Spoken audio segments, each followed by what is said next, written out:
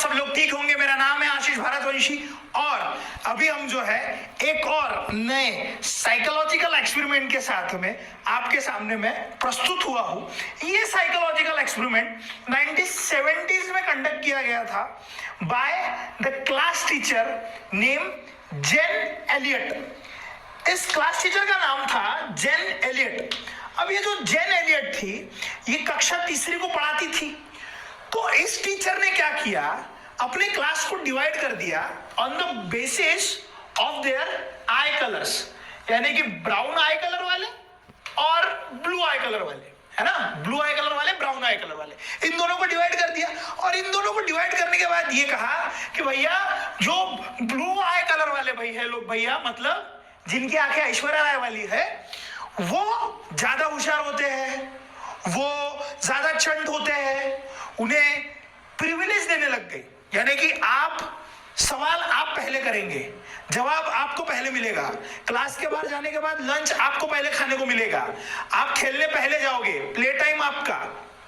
और जितने भी ब्राउन आंखों वाले बच्चे थे इन सब से कहा कि आपको गले में एक स्कार्फ पहन के रखना है, आप ज्यादा होशियार नहीं हो, आप इनसे कम होशियार हो। सारे ब्लू वाले बच्चों को भड़का दिया, ये ब्राउन वाले बच्चों के साथ रहना नहीं रे भैया, इन लोगों के साथ खाना खाना नहीं रे भैया, इन लोगों से दूर रहना रे भैया। तो वहां पे एक सिस्टम होती है कि उनके पास में फ्लैश कार्ड होता है कि जब भी उन्हें कोई चीज पूछनी हो क्लास में तो वो लोग फ्लैश कार्ड दिखाते हैं। जहाँ एक ही जगह मिले ग्रोसरी का हर सामान, अमेज़न फ्रेश से ग्रोसरी लाओ, नहीं तो महंगा पड़ेगा। तो जब मैडम सवाल कर रही थी तो उन्हें पता चला कि भैया जो ब्लू वाले हैं वो पट से फ्लैश कार्ड उठा रहे हैं और आंसर दे रहे हैं। कुछ बच्चों ने इन बातों का विरोध भी किया कि उन्हें पूरा बुरा लगा कि यार हमारे जो दोस्त है वो ब्लू वाले आंखों वालों को लगा कि हमारे कुछ दोस्त तो ब्राउन आई वाले भी है यार। लेकिन सडनली जब ब्लू आई वालों को प्रेजेंस मिलने लग गए, नहीं तुम होशियार हो, उनकी गलतियां भी हुई तो उन्हें माफ कर दिया गया। तो इस तरह से ब्लू आई वाले जितने भी थे उन लोगों को अंदर से खुशी होने लगी, उनका कॉन्फिडेंस बढ़ गया, उनकी सेल्फ एस्टीम बढ़ गई। और सडनली जितनी भी ब्राउन आई वाले हैं उनसे कहा गया कि तुम्हें स्कार्फ बांध के रहना है, तुम्हें दूर रहना है, तुम्हें बाहर बैठना है, तुम्हें चीजें नहीं करनी है। इनकी वजह से इनका सेल्फ एस्टीम गिर गया, ये दिन भर सवाल ही नहीं कर रहे थे। अब दूसरा दिन आया, दूसरा दिन आने के बाद ब्राउन आई वालों को कहा गया कि देखो रे भैया, कल मैंने गलत बताया था, मुझे अभी भी पता चला है कि जितने भी ब्राउन आई वाले लोग हैं, वो बहुत होशियार होते हैं, बहुत ज्यादा, उनसे कोई होशियार नहीं होता। और ब्लू आई वाले इतने होशियार नहीं रहते। अब इनको कहा कि तुम्हें स्कार्फ पहन के रहना है दिन भर ताकि तुम मिक्स ना हो जाए इन लोगों में। और इन्हें कहा गया कि तुम बहुत होशियार हो भैया, तुम्हें प्रिविलेज दिए जाएंगे भैया, तुम्हें चीजें पता चलेंगी भैया, सारी चीजें तुम्हारे लिए भैया। तो ये खुश हो गए। तो दूसरे दिन जबकि ब्राउन आई वाले कुछ बच्चे आंसर दे रहे थे, लेकिन आंसर देने में उनका एवरेज टाइम भी वहां नोट किया गया कि वो दे रहे थे 2.5 से 3 मिनट के बीच में। अब इन्होंने आंसर देना शुरू कर दिया 7 और 8 सेकंड के बीच में। ये मानने लग गए कि हम ब्राउन आई वाले तो होशियार होंगे, तीसरी के बच्चे मानेंगे। और थर्ड डे पे मैडम ने अपने बच्चों को रेसिज्म के बारे में पढ़ाया। उन्हें बताया गया कि आप इस बात को समझो कि जब आपको कोई चीज बताई जाती है कि आप ऐसे हो, ऐसे ही हो, तो आपको उसका सेल्फ एस्टीम डेवलप होके आता है। आपको जब भी कोई चीज बताई जाती है ना दोस्त, तो आपका जो सेल्फ एस्टीम है वो डेवलप होके आता है। अब इस एक्सपेरिमेंट को हम देखेंगे कि why reservation is required on the basis of a caste. इसका कारण समझो आप।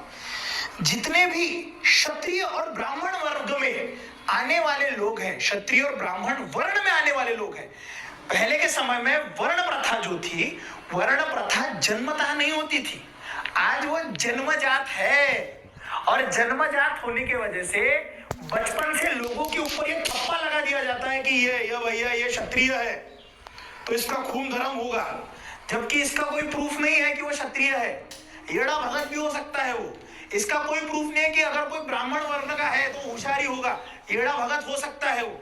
क्योंकि आप अगर राइट विंग वाले हो तो आपको समझ में आएगा कि जितने भी आम आदमी पार्टी में बैठे हुए लोग हैं वो और जितने भी कम्युनिस्ट के फ्रंट लाइन वाले हैं वो, तो आपको तो कभी जिंदगी में पटेंगे नहीं।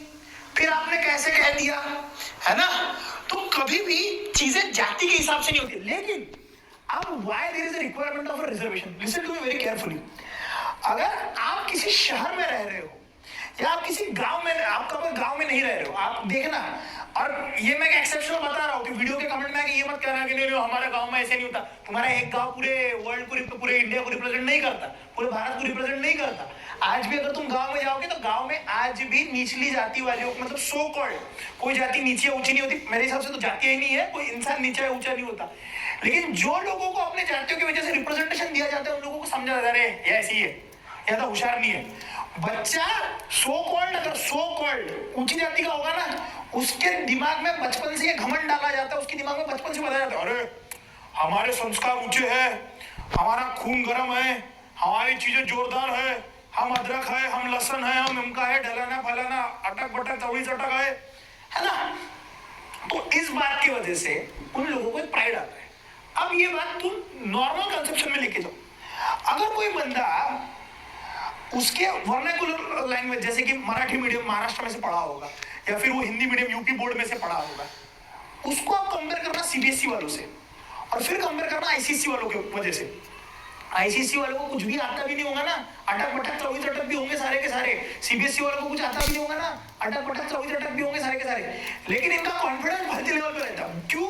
जस्ट एक रीजन, अंग्रेजी आती है ना इन लोगों को। रीजन बीइंग, यही रीजन है कि आप बचपन से जिस एटमॉस्फेयर में बड़े होते हो, आपके दिमाग के ऊपर जो जो चीजें प्रभाव डाली जाती है, उसी तरह से आपका सामाजिक परिवर्तन होता है। तो जातियां जो है, आप इस बात को समझो, इतने सालों से जो चीजें स्पेसिफिक कास्ट के हाथ में रही, उन वर्ण को, पहले तो कास्ट वर्ण ही थे, कास्ट नहीं थी, लेकिन कुछ वर्णों के हाथ में रही, उनको पहले से ये दिमाग में बातें बैठ गई कि भैया हम लोग बहुत तोप है, तो हम कुछ भी करें तो ये रहेगा। एज कंपेयर टू, मैं अभी आपको कह रहा हूं, एज कंपेयर टू आप ट्राइबल कास्ट को हमेशा देखना। जितने भी ट्राइबल कास्ट में आने वाले लोग हैं ना, शेड्यूल ट्राइब वाले, उसमें बहुत सारे लोग ऐसे रहेंगे कि जो जब शहर में आते हैं उन लोगों में कॉन्फिडेंस ही नहीं रहता। एसटी कास्ट आपको यूजुअली शहरों में कम दिखेगी। जैसे मैं महाराष्ट्र में रहता हूँ, तो हमारे नागपुर के आजू बाजू में जितने भी कास्ट है, वो आपको ST caste usually Gadchiroli side में ज्यादा दिखेगी। तो I have seen people from that side बात करने में ज्यादा हिचकिचाएंगे, क्योंकि नए नए एटमोस्फेयर में आ रहे हैं ना दोस्त। तो अब आपको ये बात समझनी होगी, इसीलिए चीजें, हर चीज इकोनॉमिकल बेसिस पे नहीं होती।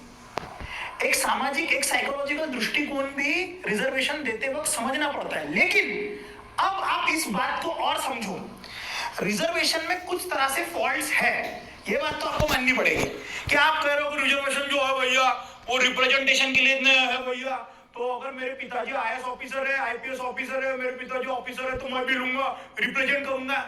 अबे बुढ़वाक, तेरा बापू पहले बैठ चुका है, ओबीसी एससी एसटी, तुम्हारे बापू पहले बैठ चुका है, छोड़ दो रिजर्वेशन, कुछ तो लाज लज्जा शर्म रखो। अगर चार लोगों के लिए जगह निकल रही है, सपोज करो कहीं पर भी, अगर सपोज करो 4 लोगों के लिए जगह निकल रही है, फॉर 4 पीपल, 4 एससी की जगह है।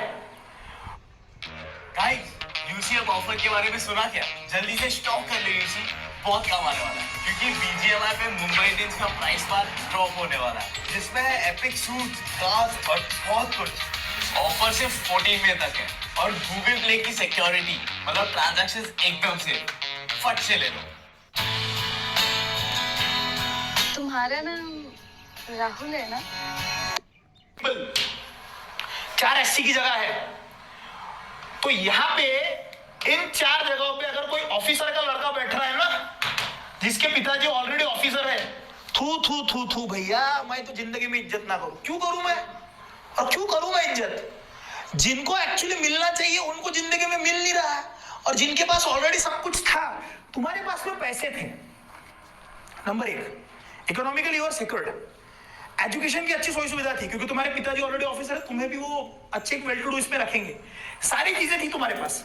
उसके बाद अगर तुम ऑफिसर बन रहे हो, किसी एक गरीब एससी और एसटी का हक खाके, इवन द ओबीसी पर्संस, अगर किसी एससी एसटी का हक खाके रहे हो तो फिर वो गलत है। मैं कहता हूं रिजर्वेशन की जरूरत है क्योंकि आज भी समाज में बहुत सी चीजें बटी हुई है, वो बहुत जरूरी है, बेहद जरूरी है।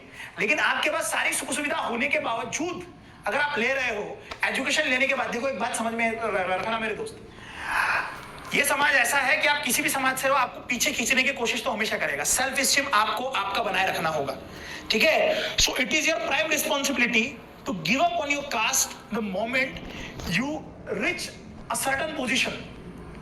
इसी तरह से सेल्फ स्टीम होता है। जैसे अगर तुम मंडे को उठ रहे हो ना, ये एक्सपेरिमेंट से रिलेटेड, अगर जैसे तुम मंडे को उठ रहे हो, तुमने कहा कि यार आज का दिन बड़ा बुरा है यार, वैसे भी मंडे है यार, नेगेटिव है यार, फिर तुमने अपना पलंग और तुमने अपना चादर वादर अच्छे से नहीं रखी, फिर तुम और आगे गए, फिर तुमने नाश्ते भी ऐसे कर लिया, फिर ऑफिस गए, फिर ऑफिस में भी ऐसे ऐसे कुछ काम कर लिया, फिर दोपहर हुई, फिर खाना ऐसे खा लिया, फिर शाम को भी चिड़चिड़ कर रहे, फिर रात को क्या कहोगे, मेरे को तो पहले पता था यार दिन कितना नेगेटिव है यार।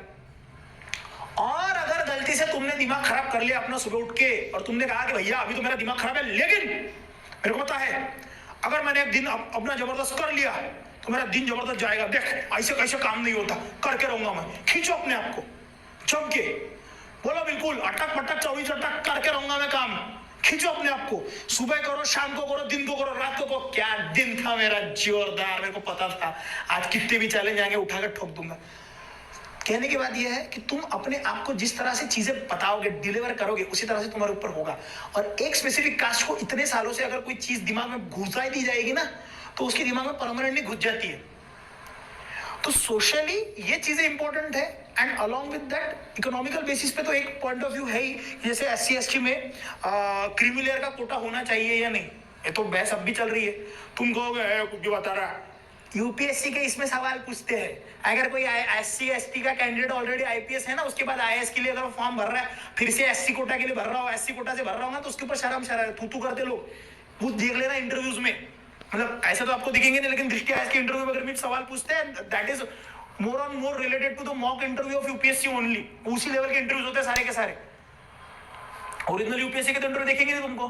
तो दिस इज योर रिस्पॉन्सिबिलिटी कि समाज में अगर कोई परिवर्तन आ रहा है तो तुम्हें परिवर्तन अपने से शुरू करना होगा। I was born in an OBC family, लेकिन मैं रिजर्वेशन नहीं लेता, ना कि अपनी जाति का सरनेम लगाता हूं। ओनली एंड ओनली मेरा नाम एक ही है, एक ही जात, एक ही वंश, एक ही धर्म है मेरा, और वो है भारत वंश, और मेरा नाम है भारतवंशी। इसी बात पे ये वीडियो अभी रुकते हैं, और आपको कैसे लगा वीडियो जरूर बताइएगा, ठीक है। अगले वीडियो में मिलेंगे, तब तक के लिए अपना ध्यान रखिएगा। जय हिंद,